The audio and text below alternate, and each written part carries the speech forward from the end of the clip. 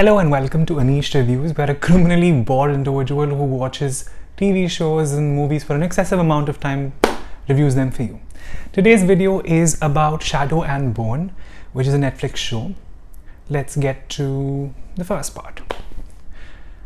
Well, most of you aren't very sure about the premise. The premise is in a completely fantasy fictitious land called Ravka, which is a country, and there's like a bunch of other countries around it.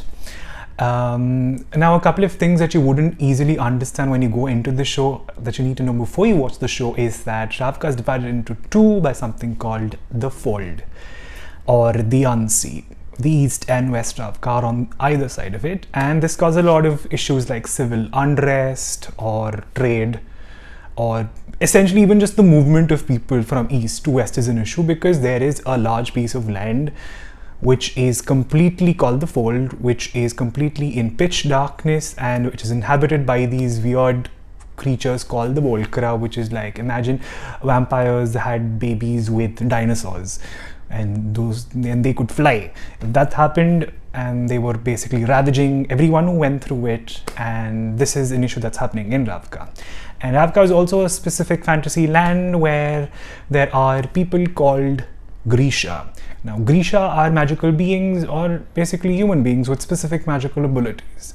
These Grisha are divided into three: people who can essentially work with the corporal form or bend the corporal form, which is basically the human body, people who can bend metals and metals and other stuff like stone, and people who can summon elements like wind or fire or light or darkness or etc. You will get to know more about them as you go into the series, but this is just a premise to sort of set you onto the course so you understand what you're getting into. The plotline is by Lee Bardugo's Shadow and Bone on the Grisha Verse, which is a trilogy, which is great on its own. So the plotline is pretty solid and robust when you go into it. Moving on to direction and effects.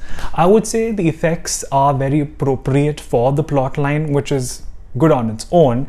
It's not excessive, it's appropriate, and that makes it easy to watch, and it traverses through the plotline very, very beautifully in terms of how the direction takes place. It's a very female-driven story, so you have to understand that as well. Now, moving on to acting. When you look at acting, there's notably, it's, again, the word I would use is mediocre, average, or appropriate. There's nothing excessive to be done here because sometimes the story doesn't warrant it and sometimes it does. For three specific characters, which is the Darkling, Kaz Brecker, and Inej Ghas, which I specifically felt the acting was very good. They were played by Ben Barnes, Amita Suman and Kaz Brecker is played by Freddie Carter. So Ben Barnes, if you don't remember who he is, he's the guy who's Prince Caspian in Narnia. So the acting is pretty solid in that sense, and it's again warranted for the specific story, and that's how it moves along.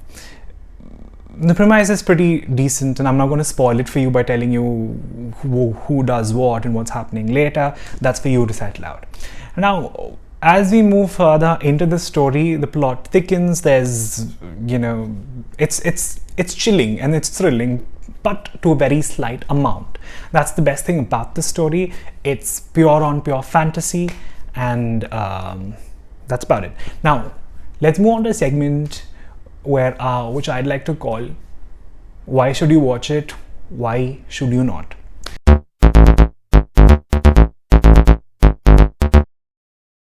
Welcome to the segment "Should you watch it or should you not?"